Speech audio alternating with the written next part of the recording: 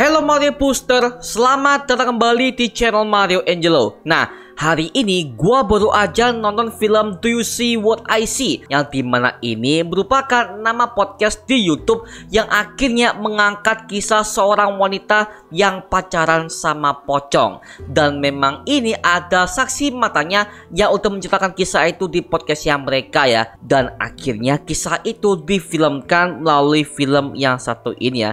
Tapi gimana pendapat kita mengenai film yang satu ini? So Mario Booster, let's review this movie.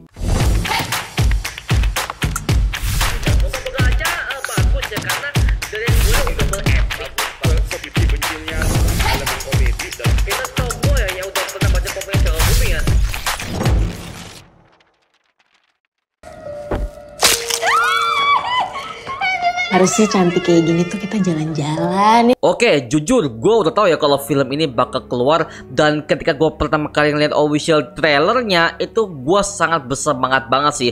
Karena akhirnya kisah ini difilmkan oleh pihak MD Pictures. Karena tentu plot ceritanya itu gue udah apal banget sih. Dari kesaksian teman si korban yang bernama Mawar di podcastnya Do You See What I See ini. Tapi saat itu gue dengerin kisah ini tuh bukan di channelnya Do You See What I See ya, tapi gue dengernya ada di channelnya RJL5 yang merupakan podcaster horror Indonesia yang udah mencapai 3 juta subscriber ya.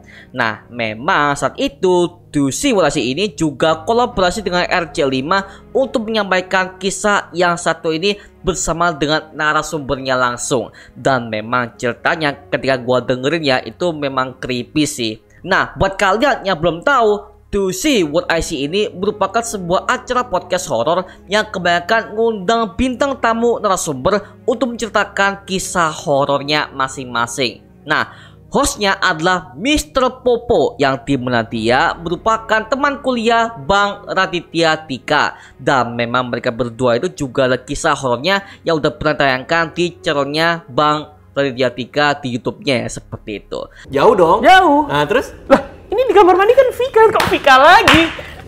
Terus gue langsung kaget kan. Dan memang di acara itu views yang paling banyak itu adalah sebuah kisah Mawar yang pacaran sama pocong ini. Yang dimana kisah ini bukan cuma seremnya aja, tapi juga ada banyak makna pembelajaran yang bisa kita ambil sebagai pendengar dan juga penontonnya.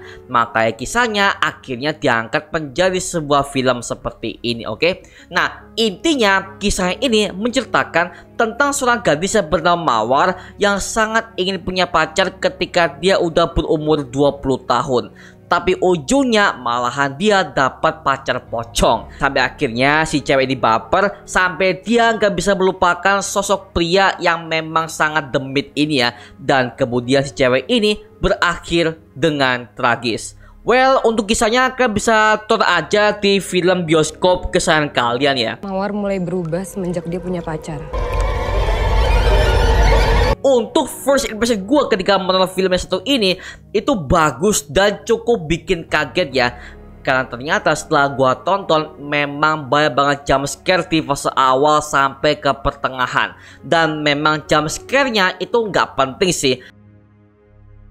Karena setelah gua cek ternyata sutradaranya adalah Awi Suryadi, yang dimana memang dia adalah tipe sutradara yang selalu pakai jump scare di keseluruhan film horor yang udah pernah ia garap ya. Tapi jujur ya, gue bukan takut, tapi justru gue malah kesel karena kebanyakan jump scare-nya. Dan itu udah pernah ia lakukan di film KKN Desa Penari, yang kebetulan juga saat itu proyeknya juga dipegang oleh Awi Suryadi sebagai sutradaranya. Nah, di film ini ternyata gue suka banget dengan pengambilan gambarnya dari semua sisi, yang dimana ketika gue melihat dari pengambilan gambarnya, dari blocking kameranya, dan juga main POV-nya, itu juga nggak monoton dan juga semuanya oke. Makanya ketika gue memperhatikan semua isi ceritanya, gue juga melihat dan juga memperhatikan DOP semua kameranya. Semuanya mantep banget sih. Kemudian kita ngebahas mengenai plot ceritanya. Itu jujur aja ya, banyak banget plot cerita yang dirubah dari cerita narasumber aslinya. Jadi ketika di ending itu banyak banget yang dirubah. tapi intinya tetap sama, yaitu si main karakternya itu berakhir dengan tragis. Itu wow banget sih. Dan terutama gue suka banget dengan aktrisnya yang berperan sebagai Mawar ini yang bernama Kak Diandra Agatha, yang bisa bilang gue suka banget dengan karakter yang sangat lengkap ini. Karena kita bisa melihat dari sang sutradara, beliau ini udah cukup untuk bangun tense-nya, udah membangun juga latar background karakternya, sehingga ketika udah mencapai ending, kita akhirnya bisa tahu kenapa dia bisa melakukan hal seperti ini, sampai bla bla bla bla sampai di akhir dibuat jeder. Wah, itu adalah fase yang sangat lengkap banget, dan gue sebagai penonton justru suka dengan pengambilan karakter yang seperti itu ya. Dan untungnya aktrisnya juga jago. Dia bisa memerankan cewek yang sangat-sangat happy, tapi dia juga bisa menjadi creepy, yang bisa bilang gue ketika melihat dia dengan tampang creepy-nya itu gak maksa dan juga natural aja. Jadi gue pas ngeliat gue juga agak takut sih.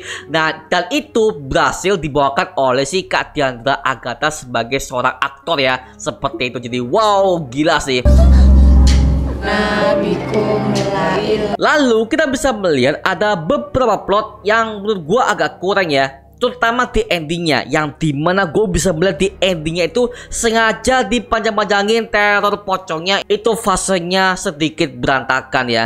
Jadi yang harusnya momen gong situ, ditambah ada satu scene yang dimana mereka semua itu nyasar di kuburan tuh. Aduh astaga, itu nggak perlu banget anjir. Itu keren banget loh kalau mereka tuh panjang-panjang durasi. Astaga, nggak penting sumpah. Dan juga sorry to say, untuk pemeran si adik si Mawar yang bernama Melati ini, acting nangisnya itu masih kelihatan acting pak. Tapi untungnya adegan itu ditambahin dengan efek hujan.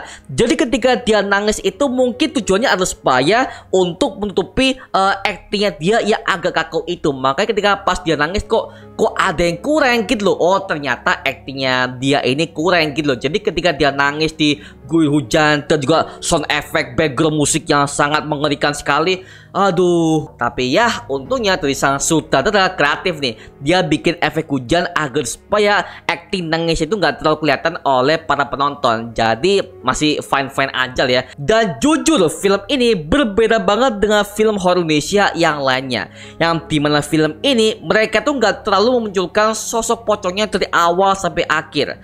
Jadi kita sebagai penonton bisa dibuat penasaran mengenai sosok pocong yang bernama Restu ini ya, dari awal sampai ke pertengahan fase. Baru di akhir dibuat blar jeder. Wah itu gila sih. Itu adalah fase yang buat gue callback kepada film Jaws, yang dimana dari awal hiunya tuh gak diperlihatkan, cuman korban-korban hiunya aja. Tapi hiunya ini langsung muncul pas di arc ketiga untuk memperluas segi terornya sampai ke fase ending.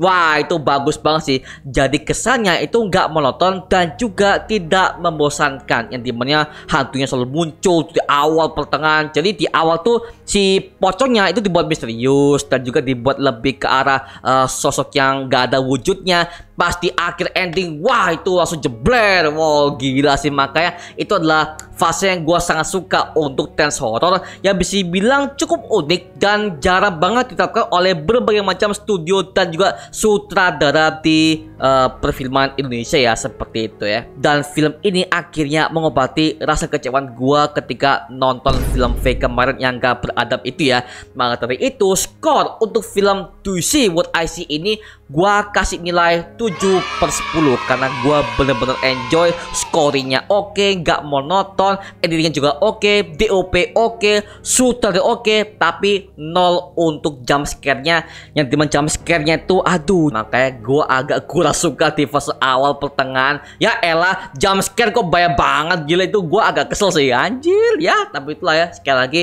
market Indonesia memang seperti itu ya udahlah ya. Nah sekarang gue serahkan kepada kalian, gimana tanggapan kalian yang untuk menonton film yang satu ini?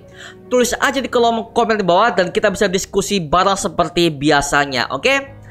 Itu aja mengenai video kali ini. Jangan lupa like, comment, dan subscribe untuk mendukung gua buat video mendidik dan menghibur kalian semua. Karena gua janji sebisa mungkin gua akan buat video seperti ini lagi untuk kalian semua. Dan jangan lupa untuk follow semua sosial media kita di Instagram, Twitter, TikTok, bahkan Spotify kita ya. Linknya untuk gua siapkan di kolom deskripsi di bawah. Karena di situ kita juga update berbagai macam konten terbaru buat kalian semua. Dan kalau kalian ingin join bersama kita di grup komunitas, langsung aja join di grup WA kita, namanya Mario Booster Official. Linknya untuk gue siapkan di kolom deskripsi di bawah. Dan juga terima kasih buat kalian yang telah bergabung ke membership community. Nama gua Mario Angelot dan sampai ketemu di video berikutnya. Adios semuanya. Wuhuu.